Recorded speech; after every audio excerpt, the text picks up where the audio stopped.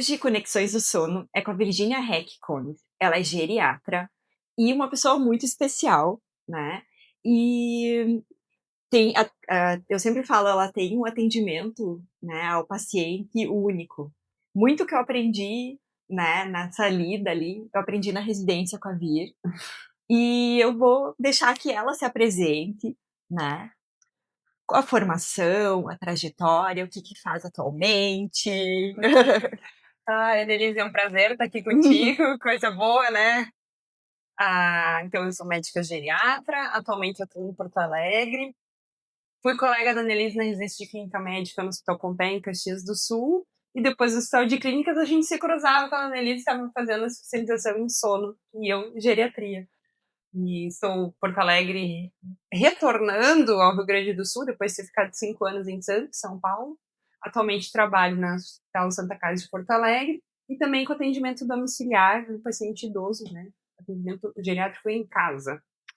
E é muito legal, né? Porque tu sempre soube que tu queria ser geriatra, né? E o atendimento do geriatra, ele é um atendimento único, né? Muitas pessoas dizem, ele é o clínico do idoso, mas não é bem assim, né? A geriatria, ela tem umas particularidades muito importantes, né? Às vezes o pessoal pergunta, o que tu é clínico geral? Não é uma visão muito simplista, assim, eu vejo de tudo. Eu vou ver a parte da pneu, a parte da cardiologia, a parte da endócrina. Mas o geriatra tem uma formação depois da faculdade, na residência são pelo menos 4 anos de especialização. Então, a gente está preparado também para lidar com aqueles aspectos de envelhecimento que tem envolvimento da família, do contexto onde esse paciente está inserido, é, todo como a gente trata muita doença neurodegenerativa, doença de Alzheimer, doença de Parkinson, a necessidade de uma adaptação de todo o ambiente, do educar a família, entender os cuidadores, como é que é a dinâmica daquele paciente, e é isso que diferencia o geriatra do clínico geral, porque a gente não vai focar só no paciente, só na doença. A gente aprende a cuidar da complexidade que é o envelhecer, né? Não, exatamente. E E a gente sabe também, né, que o idoso, ele tem uns hábitos, às vezes, de sono meio irregulares, né? E o sono também, ele muda com a idade, né? Eu acho que uma das adaptações fisiológicas que fazem parte de envelhecer, que muda o contexto familiar, ainda. Hoje já não é mais tão comum a gente morar junto com o avô, com a avó, né? Mas o idoso se torna mais matutino, ele vai dormir mais cedo e ele acorda mais cedo. Enquanto se a gente tem um adolescente em casa, é outro padrão, né? Às vezes se dá um conflito geracional, ou já está dormindo, depois acorda cedo. Isso é uma coisa que no consultório, às vezes, doutora, ele não dorme. Aí você vai fazer o histórico. Tá indo dormir lá pelas 8, 9 da noite, o resto da família vai dormir às 11 da noite e às 5 da manhã, né? E não é que não tenha, que não tá dormindo. Deu um tempo de sono dele. E tá pronto para começar o dia. Mas o resto da casa não tá indo. E eu escuto muito no consultório, ai, doutora, o meu familiar dorme 3 horas, mas isso é normal, né? Não é. Não é. Não é, né? A gente sabe até mesmo que impacta isso nas doenças cognitivas, né, Com também, né? certeza, o sono é importantíssimo para a gente consolidar a memória, né? O processo de aprendizagem que foi feito durante o dia e quais são as memórias que vão ficar, o que, que o corpo vai limpar, o que, que a mente vai dizer, isso aqui descarta, isso aqui eu guardo, isso aqui eu não guardo, né? Isso é feito durante o sono. E esse processo, ele muda conforme a gente vai envelhecendo, ele fica mais lento, a gente leva mais tempo para buscar as informações, e quando há uma falha do sono, o sono não é adequado, isso prejudica muito. Muitas vezes eu tenho queixa de memória, o paciente vem achando que está com uma demência, alguma coisa. Não é. É só falta de organização da rotina do sono. Uhum. Não, e a gente também acaba, não sei se como é que é a abordagem do geriatra nisso, na questão da identificação também dos distúrbios do sono em alguns grupos específicos, né? Por exemplo, no Parkinson, nos quadros demenciais, assim, vocês acabam vendo, fazendo o diagnóstico desses grupos, como é que vocês lidam, assim, com... Olha, aí a gente pede muito ajuda da polissonografia, né? principalmente no paciente com doença de Parkinson, que é muito comum que se tenha distúrbio de sono REM, né? O paciente vai ter aqueles sonhos vívidos.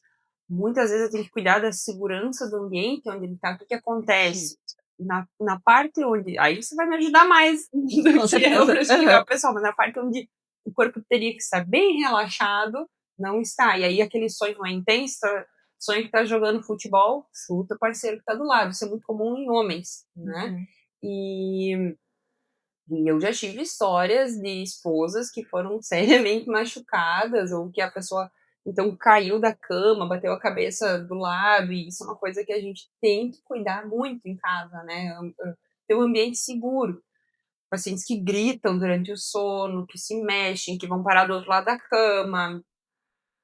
É uma parte do distúrbio do sono REM que está muito envolvido, muito prevalente na doença de Parkinson e em outras doenças neurodegenerativas.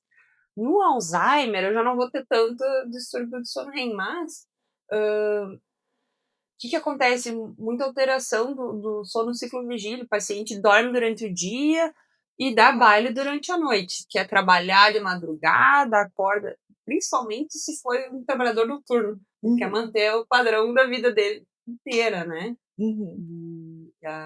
Isso traz bastante desafio para quem tem um idoso em casa que precisa de cuidados nesse sentido também.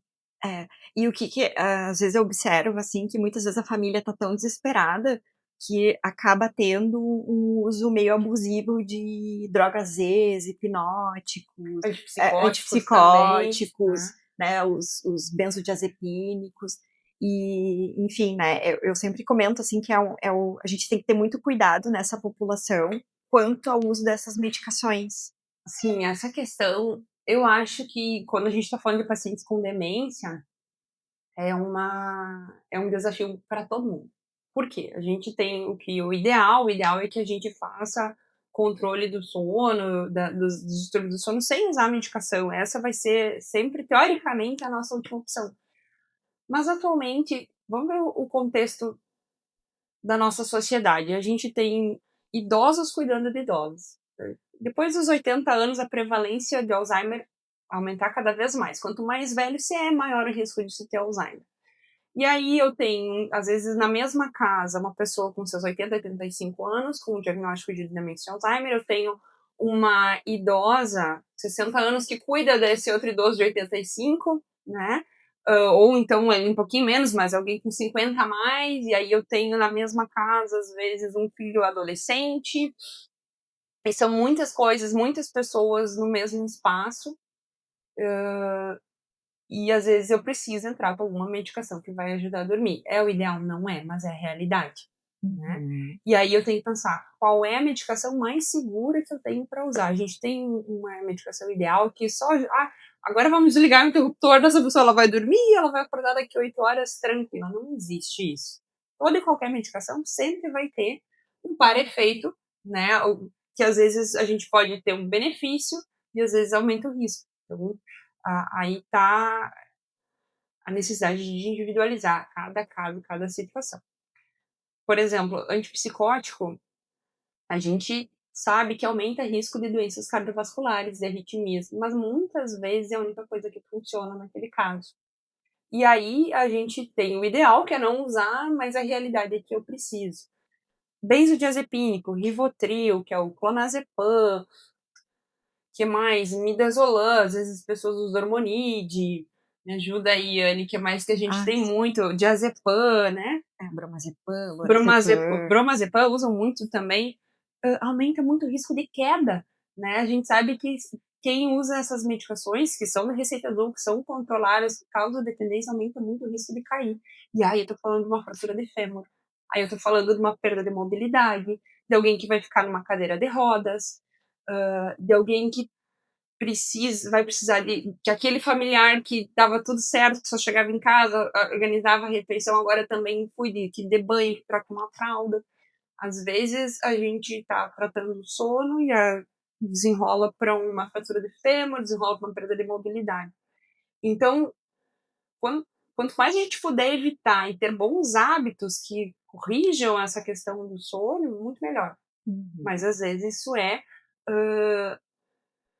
o melhor que a gente consegue fazer naquele contexto. Porque a gente também tem que cuidar de não ficar incutindo culpa nas pessoas, né? Eu acho que, assim, às vezes eu preciso entrar com benzodiazepina com o paciente, preciso. Às vezes é a situação que tem. Mas essa é uma conversa que antes eu tenho que ter. Esses são os riscos, isso pode acontecer. Porque um tempo atrás, a gente não tinha. Acho que a geração da médicos que veio antes de nós não tinha essas informações e a gente também não tinha uma população idosa tão grande, com uma prevalência de demências, de doenças degenerativas tão grande. Então não se tinha esse olhar. Qual é o impacto daquela medicação naquela pessoa? Ela vai viver muito tempo. Antes a gente achava que o Rivotril entrou muito pelos cardios, né? Uhum. Porque tinha o estresse, tu tá muito estressado, tu não tem nada de infarto, não tem nada de doença cardiopatia isquêmica, tu tá estressado, vai relaxar. Toma aqui uma receita azul. Hoje a gente tá correndo atrás daquele prejuízo. Eu tenho pacientes que usam há 30 anos. É difícil tirar.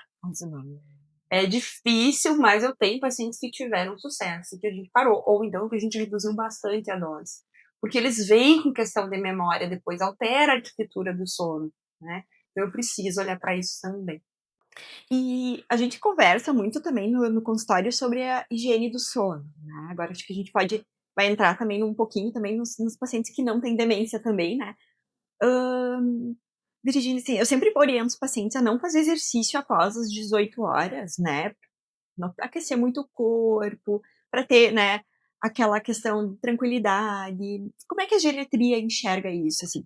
Ah, e outro ponto aí é a importância do exercício físico. Porque os pacientes me dizem assim, ai, doutora, até tu falando sobre exercício físico parece karma. Não adianta, né? A gente não vai, ninguém vai fugir do exercício físico. Bom, primeiro assim, higiene do sono é o passo número 1 para qualquer distúrbio do sono. A gente, antes de pensar em entrar com medicação, antes de pensar em entrar com outro tipo de terapia, a gente tem que preparar o ambiente, né? Talvez a tua audiência já esteja careca de saber, mas a gente não pode deixar de repetir, né? Um ambiente tranquilo, um ambiente confortável, com pouca luz, tirar a tela. Eu acho que esse é o pior mal do momento, é o celular na palma da mão ou a televisão dentro do quarto, né? Porque daí o que acontece? Nos meus pacientes eu vejo, ficam assistindo Netflix, adoram animes. Ai, dorama. Dorama. Adoram os coreanos, né? E aí ficam até meia-noite, daí querem dormir, quer virar pro lado e dormir. O cérebro precisa daquele período de escuro para começar a produzir os hormônios do sono, para começar a induzir o sono. A gente tem que lembrar, quando é uma criança, a gente vai preparando o ambiente do sono, né? Assim é para o adulto também, assim é para o idoso também.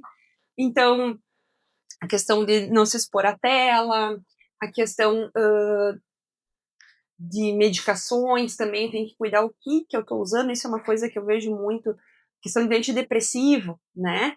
Tem alguns que podem atrapalhar no sono, então esse a gente coloca na parte da manhã, se a pessoa fica mais alerta, fica mais ligada. E não é que a mesma coisa sirva para todo mundo. Por exemplo, o estalopram, que é um excelente antidepressivo, tem pacientes que ajudam a dormir, que dá uma sonolência, tem outros que não, e aí eu vou usar de manhã, né? Não sei o que você tem no teu consultório, sim, nessa área também, mas a gente precisa ajustar. Beta-bloqueador é um tipo de atenolol que a gente vai jogar mais pro início do dia o uso, né? Então, aí tá o geriatra, né? O geriatra vai olhar a listinha de medicações, analisar qual é o melhor horário de tomar, o que vai interferir no sono. Uma coisa que eu vejo muito, não sei se você vê no consultório, mas é o sono sendo interrompido por xixi. Sim, muito. 3, 4, 5 vezes levanta para fazer xixi, né?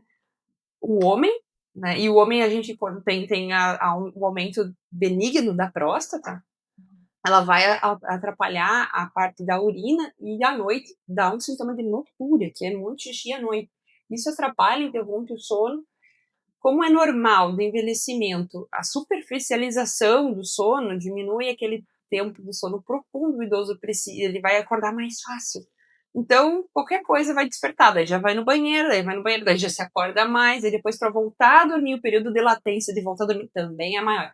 Então acaba que tem a sensação de que não dormiu a noite inteira, né? E quando faz a polissonografia não é bem verdade, dormiu, né? Mas a percepção do sono também altera. Então é importante, às vezes a gente entra com medicação para próstata e resolve o sono. Às vezes a pessoa tem o homem tem uma próstata que tá tão grande, melhor operar uma vez, resolve a questão do sono. E aí já vai melhorar a questão, dormindo bem, melhora o controle da pressão arterial.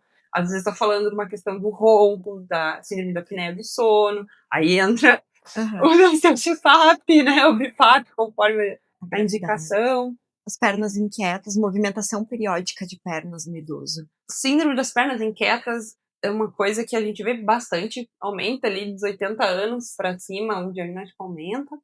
E às vezes é falta de ferro. Às vezes a gente tem, porque o idoso come menos carne, né? Exatamente. É mais difícil, então tem que ser, tudo que tem que mastigar muito já vai perdendo, a digestão da carne, ela é menor.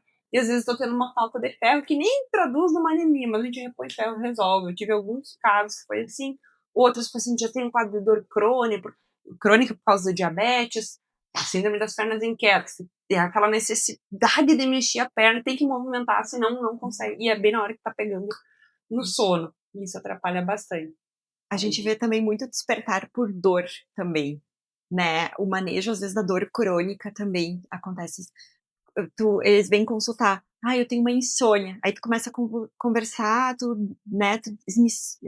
faz toda a investigação. Aí tu vê, eu acordo porque a minha coluna dói. Daí eu vou me mexer, não sei. Vamos melhorar a analgesia. E aí o que acontece? A tendência é a gente só olhar pra insônia e não olhar pra causa. Aí trata aqui, o que adianta ficar dopando? O pessoal vai continuar com dor.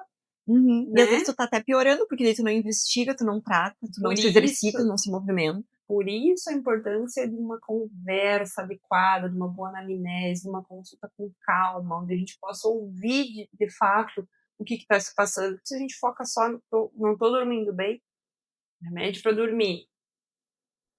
Aí todo mundo fica satisfeito, mas o problema continua existindo. Daí mais um medicamento numa pessoa com polifamácia, né? E aí vai aumentando, vai aumentando, vai aumentando. E muita coisa assim, pegando o gancho de atividade física, ela vai regular muitas funções no nosso corpo, né? Então a dor, quando eu tenho uma dor óssea muscular, o quadril, as costas, um pilates, que vai reforçar a musculatura, não vai ser na hora, tem que ter paciência, mas a gente acaba colhendo os frutos também, né? Menos dor, maior disposição. Eu digo que a gente tem que fazer atividade para cansar durante o dia, para ter sono durante a noite. Né? A questão da atividade física, do horário, eu até não tenho essa como dizer, depois dos 18 não vamos fazer, mas porque se a gente tá falando de alguém mais jovem, às vezes é o horário que ela tem. Aí o negócio que tem que fazer e planejar o seu envelhecimento que começa agora, né? A gente tá cuidando do nosso futuro agora. Construindo massa muscular, mas assim, claro, um exercício físico de manhã, no início da tarde, é excelente. Todos os dias, 3 vezes por semana, pelo menos. E, falando da higiene do sono, exposição ao sol. Isso é uma coisa que se esquece bastante, por medo também, às vezes até mesmo de câncer de pele, né? Os pacientes têm muito medo, assim, de se expor ao sol e... É uma questão polêmica, né? Dermatos, endócrinos, geriatras. Olha, falando de população idosa, a nossa maior risco de câncer de pele vai ser lá na infância. Então, eu como geriatra, não tô preocupada com isso. 10, 15 minutinhos de sol de manhã vai fazer bem para a saúde óssea, vai regular a melatonina, vai regular lá na parte neuroendócrina, lá no cérebro, vai ajudar o cérebro a funcionar, a entender quando que é dia, quando que é noite, quando que é hora de dormir. Então, isso, principalmente porque, aí voltando a falar de alguém mais frágil, alguém com demência, alguém que está acamado, expor ele ao sol vai ajudar muito também. E geriatra também comenta muito sobre essa questão de ter músculo.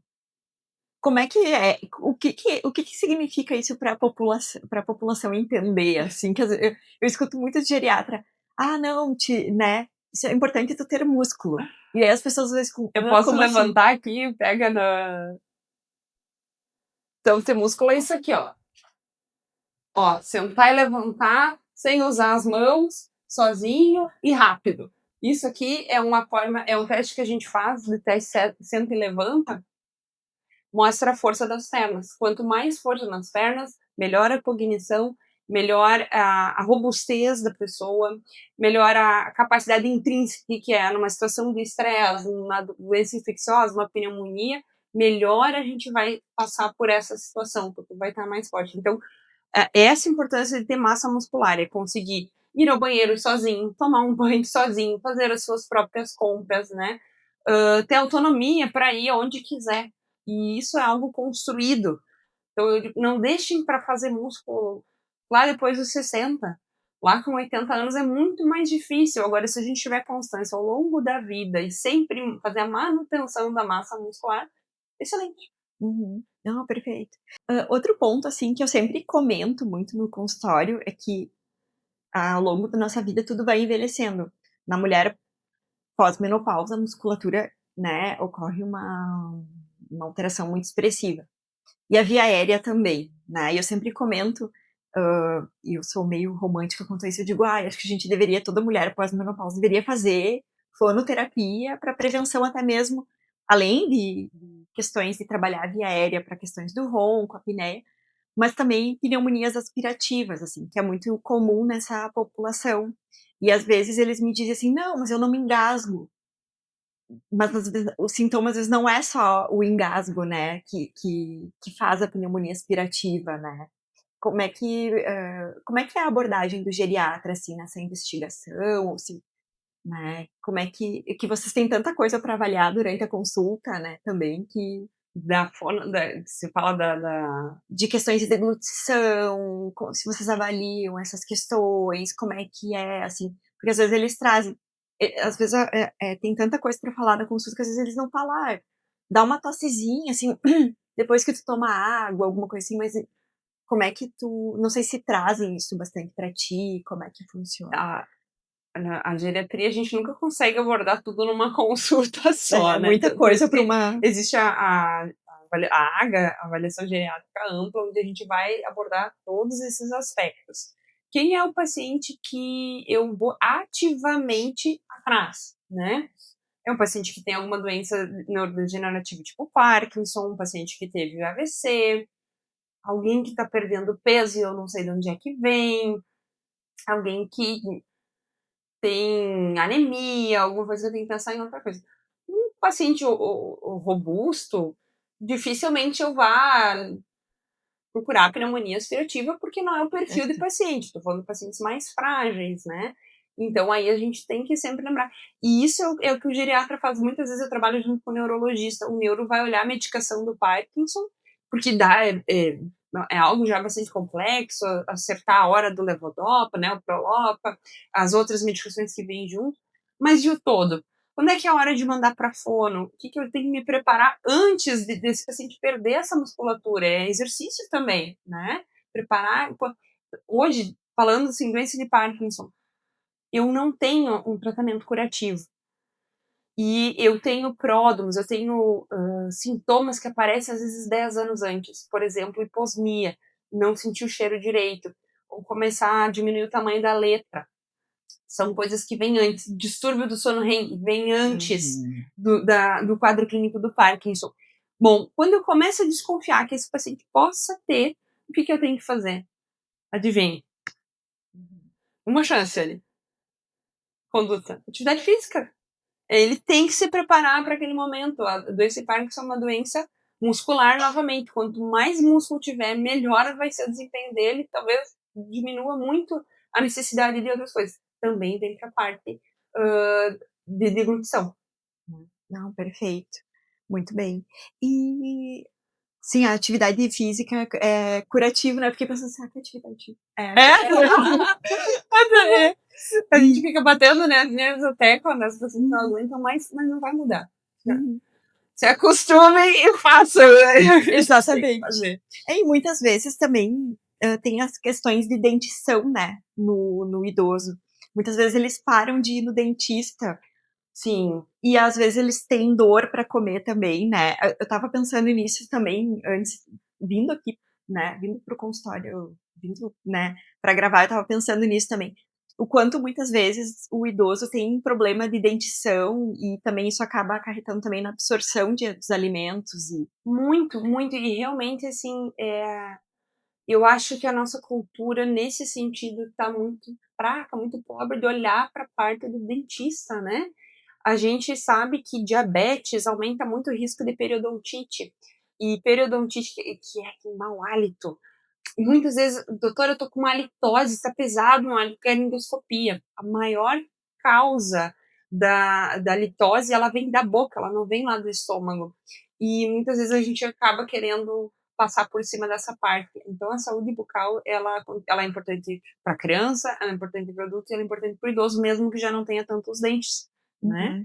E é algo que o pessoal esquece. Parece que durante a vida a gente sempre teve aquela, envelheci, não preciso mais, precisa, com certeza. E às vezes até na internação, assim, deixa o coitado do idoso sem os dentes, né. Coitados. Eu sempre digo: "Não, traz a dentição, né, pobrezinho". Tu precisa, né, da questão do relógio, E existe dos uma dentes. coisa, uma entidade chamada delírio, né, que é a alteração flutuante da consciência. O paciente, hora está bem acordado, pode estar mais agitado, normal, depois sonolento, e isso muda ao longo do dia. Passa de manhã ele está bem, de noite ele está. O que acontece? Quando o idoso é submetido a uma situação de estresse, uma internação por uma doença infecciosa, porque precisou fazer alguma cirurgia, está fora do ambiente dele, não começa a perder o referencial, às vezes tem interação de medicações que está usando. E o que a gente deve fazer? O que os familiares que estão em casa olhando devem fazer? Óculos, dentadura, aparelho auditivo. E estar presente, alguém que ele conheça, estar presente. Isso tudo reduz muito, isso tudo ajuda muito. E, de novo, também, luz, exposição a uma janelinha no quarto. Isso faz diferença, isso diminui complicações, faz uma alta mais precoce, né? Quando a gente tem esses pequenos cuidados. Porque vocês imaginem, o paciente passou por uma cirurgia, aí ele acorda, ele tá sem óculos, ele não enxerga, ele não entende nada, ele se assusta quando alguém tá vindo. Também não tá ouvindo, tá sem o óculos e tá sem o aparelho auditivo. E quem não tem a falta não lembra, a não ser que alguém faça ativamente essa recordação. Esses dias eu vi um vídeo no TikTok até, me senti super jovem olhando o TikTok, e aí tinha uma avó, né, e a neta, e aí a neta perguntou assim: "Vó, tu tá usando o aparelho para reduzir demência?". E aí Isso ela é confirmou: um "Ai, fator de risco vó". isolado. Aham. Exatamente. E às vezes como os pacientes têm resistência quanto ao uso do aparelho auditivo, né. Não sei se tu Muito, observa muito isso também no muito, consultório. muito, muito, muito. Muitas vezes porque é caro, né? É chato, tem que se adaptar. Mas não adianta, não adianta. A gente sabe que é um fator de risco, independente, sozinho, só o fato de ter perda auditiva aumenta o risco de desenvolver Alzheimer ou desenvolver outros tipos de demência. Então, é importante usar o aparelho. É importante ver, porque quem não está ouvindo começa a se isolar, começa a não ter interação. Interação social, o ser humano precisa até o último momento da vida, nós somos seres sociais. Então, quando tu não ouve, tu não participa das conversas, começa a querer ficar em casa, começa a evitar sair para restaurante ou encontros de família, ou participar de atividades em grupo, porque não tá ouvindo, porque se sente excluído. Fica constrangido. Como? Então, é muito importante. Então, é assim, tem que ser uma escolha consciente. Não quer usar, mas saiba qual é o risco que tá correndo.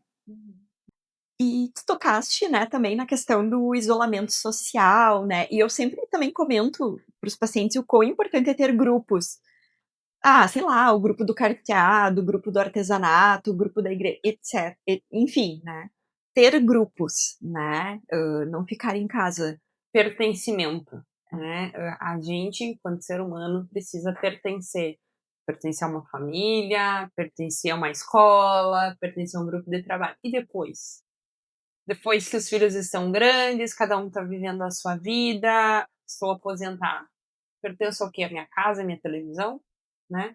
Então, sim, isso é algo que eu trago para os pacientes, meus idosos mais jovens. Então, no processo de aposentadoria, se possível, fazer esse processo de transição lento. Coloque grupos na sua vida. Um grupo voluntariado, um grupo de leitura, clube de leitura, do Pilates, né? Onde a gente possa, da igreja, grupo de viagem. é importante pertencer a alguma coisa. A socialização, ela traz propósito de vida pra gente quando a gente pertence a um grupo também. Isso também é um dos pilares do envelhecimento saudável. A gente falou bastante de atividade física, a gente falou da importância da saúde do sono, mas a saúde social também faz parte do envelhecimento, porque a gente sozinho não tem propósito, né? Não tem graça. Muitos têm medo de viajar, né? E eu sempre falo, não, vocês têm que viajar, conhecer coisas. Mas eu tô velhinho. Não, né? Tem que se movimentar também. Com certeza. Muita coisa que é deixada para depois tem que ser vivida agora, né? Uhum. E hoje a gente vê, lá em Santos tinha um grupo de viagens, uma agência especializada em idosos. Então eu tinha vários do mesmo grupo, que eram os meus pacientes, todos viajavam juntos, aí eu já sabia o que tinha acontecido na viagem, era a maior diversão. E claro, a gente ia adaptando, a gente também tem que entender que vai fazer uma viagem, tem que ter uma série de cuidados, mas é importante que se vá, né? Com mais tempo, com mais calma, ter uma boa equipe de saúde atento, né? Entender a questão da emergência, mas não deixar de ir. Isso que dá sentido para a vida. Uhum. Eu tenho muitos pacientes que têm a apneia do sono, às vezes eles não querem levar o CPAP.